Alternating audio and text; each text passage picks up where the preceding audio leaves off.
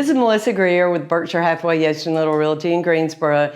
Today we're here to talk about the benefits or differences between buying a fixer-upper versus buying a house that's been completely renovated. I think the main thing to keep in mind is if you really have your own taste and you want something to reflect your style, then buying a fixer-upper gives you an opportunity to get something at a little bit less of a price and put your own money into it. But you want to be able to have the resources to do that. And it just depends on, sometimes it's easy just to paint something or do something minor. Sometimes you might need to redo a kitchen or a bathroom. So budget is important. What your tolerance is for disarray is important. The ability to live somewhere else, possibly like an Airbnb. I don't know that I moved into one when I redid my house, but I think that the key is you want to know what your tolerance is and what your budget is and how important it is that it be perfect.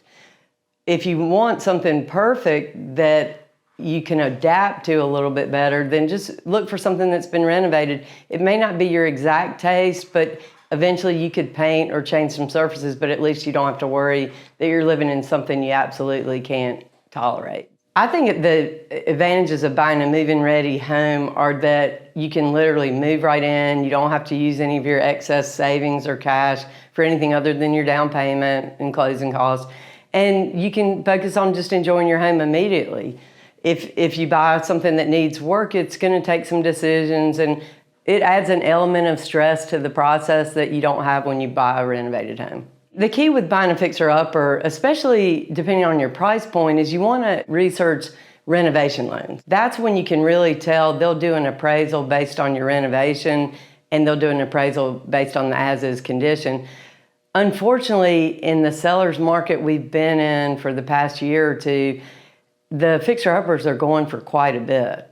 And there's not as much savings and as much difference in that value as there used to be. So if your budget's a little tight, that might be a factor that you want to research and see what the values would be. And always ask your agent, what would be the value of this if I do this work to it? What's the value of it now, so I have an idea of if you want to make sure you don't overinvest in any property, in any neighborhood. I think the main advantage of buying a fixer-upper is you can do it exactly the way you want it. And of course, your taste will change by the time you finish that project. So I'm not sure how much of an advantage that is. I can tell you that from personal experience, but I do think that it does give you the right to have a little bit more control over your environment, and you can sometimes get a better value on a property and put your own, especially if you're handy. I'm not, but if you're handy, it really does benefit you to buy a fixer-upper because there might be some savings, what they call sweat equity, that you can put some work into your house and not actually have to pay for it.